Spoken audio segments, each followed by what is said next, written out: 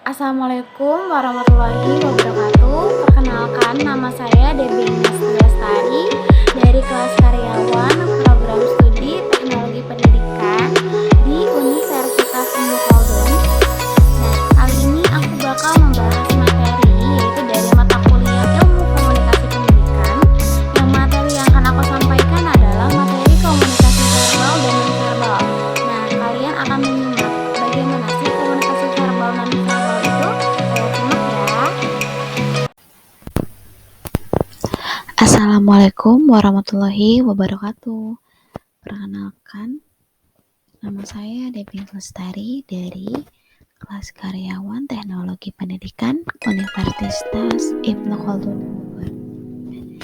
Yang sudah sebelumnya aku sebutkan, kali ini aku bakal menjelaskan tentang komunikasi verbal dan nonverbal dalam pendidikan dan dalam kehidupan sehari-hari.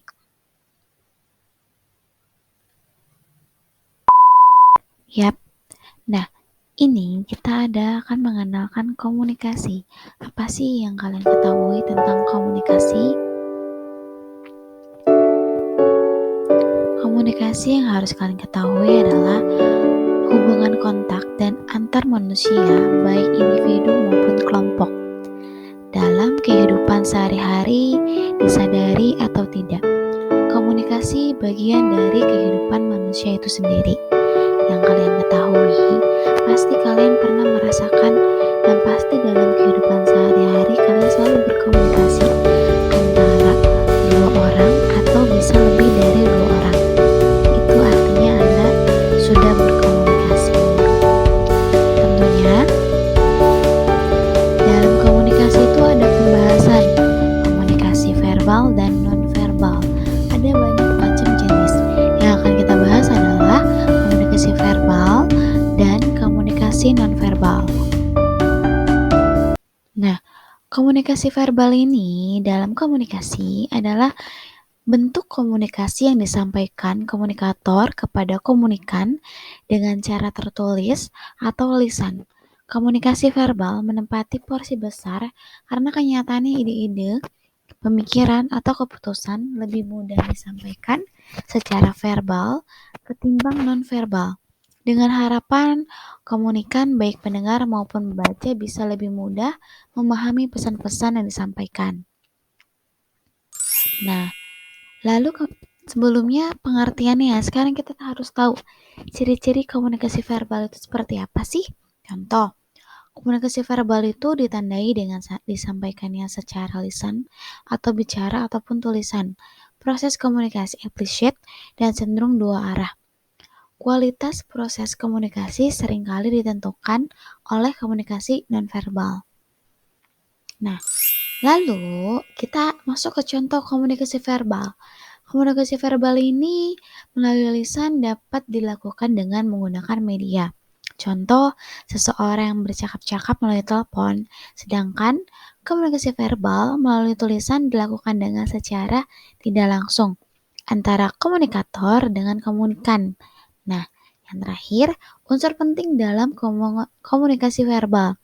Yang harus kalian ketahui, unsur penting dalam komunikasi verbal itu adalah yang pertama bahasa, yang kedua keterbatasan bahasa, yang ketiga kata. Nah, unsur penting ini kalian harus tahu dan bagaimana cara komunikator kepada komunikan itu dalam berkomunikasi.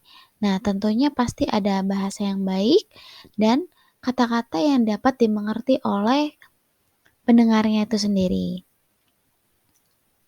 Nah, lalu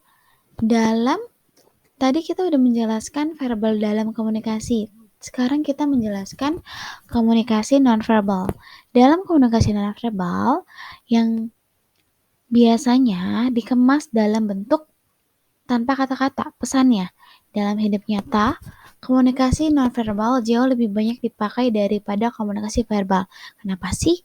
Pasti kalian penasaran kenapa sih dibandingkan dengan verbal dalam komunikasi, kenapa nonverbal ini banyak digunakan dalam komunikasi?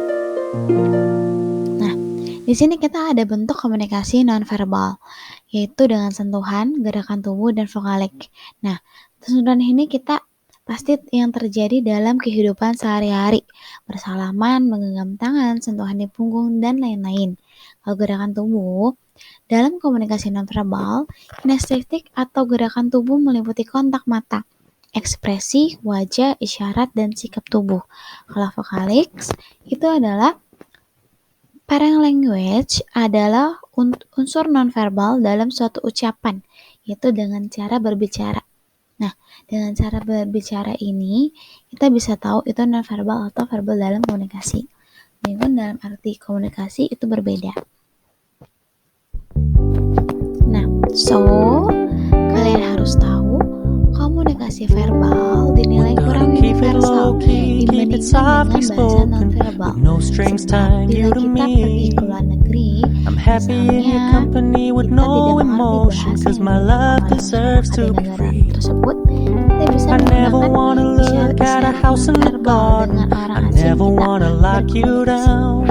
isyarat-isyarat nonverbal ini kita bisa menggunakan tubuh, atau dan lainnya.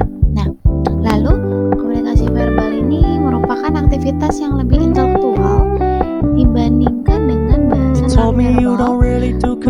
Merupakan aktivitas emosional, artinya dengan berkomunikasi ini sesungguhnya kita mengkomunikasikan gagasan konsep yang abstrak, sementara bahasa nonverbal kita menyampaikan hal-hal yang berhubungan dengan kepribadian, perasaan, dan emosi yang kita miliki. Nah, thank you untuk semuanya yang sudah mau menyimak materi yang